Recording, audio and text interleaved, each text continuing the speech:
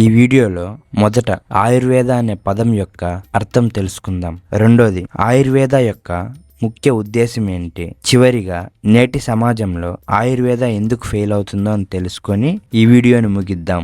ఆయుర్వేద అనే పదం సాంస్క్రిట్ భాష నుంచి వచ్చింది. ఇందులో ఆయుర్ అంటే జీవితం, వేద అంటే జ్ఞానం అని అర్థం. మనం 100 ఏళ్ళు మన జీవితంలో ఎదుర్కొనే అనారోగ్యం, మానసికమైన బాధ, ఒంటరితనం వీటన్నింటినీ ఎదుర్కోవడానికి కావాల్సిన జ్ఞానమే ఆయుర్వేద. అయితే ఆయుర్వేద యొక్క ముఖ్య ఉద్దేశం ఏంటంటే మనకు శారీరక సుఖాన్ని, మానసిక ప్రశాంతతను, ఆధ్యాత్మిక ఏకాంతతను కలగజేయడమే. చివరిగా నేటి సమాజంలో ఆయుర్వేద ఎందుకు ఫెయిల్ అయిందో తెలుసుకుందాం. మన జీవితాలు తాబేలుతో నడిచే దగ్గర నుంచి వెలుతురు వేగంతో ప్రయాణించే వరకు మారిపోయాయి. ఆయుర్వేద అనేది విశ్వాసంతో కూడుకున్న పని బట్టి చాలా సమయం తీసుకుంటుంది మరియు ఆంగ్లేయులు దీని మీద సూడో సైన్స్ అనేసిన ముద్ర. చివరిగా ఆయుర్వేద కొన్ని వ్యాధులను వాటి యొక్క మొదటి దశల్లోనే నయం చేయగలదు. వ్యాధి పరిమితి పెరిగినప్పుడు ఆయుర్వేద ఓడిపోతుంది. ఇందులో మోడర్న్ సైన్స్ ఒక మొదటి మెట్టు వేసింది. కాబట్టి నేటి రోజుల్లో ఆయుర్వేద ఉపయోగం తగ్గిపోయింది. ఎనీవే,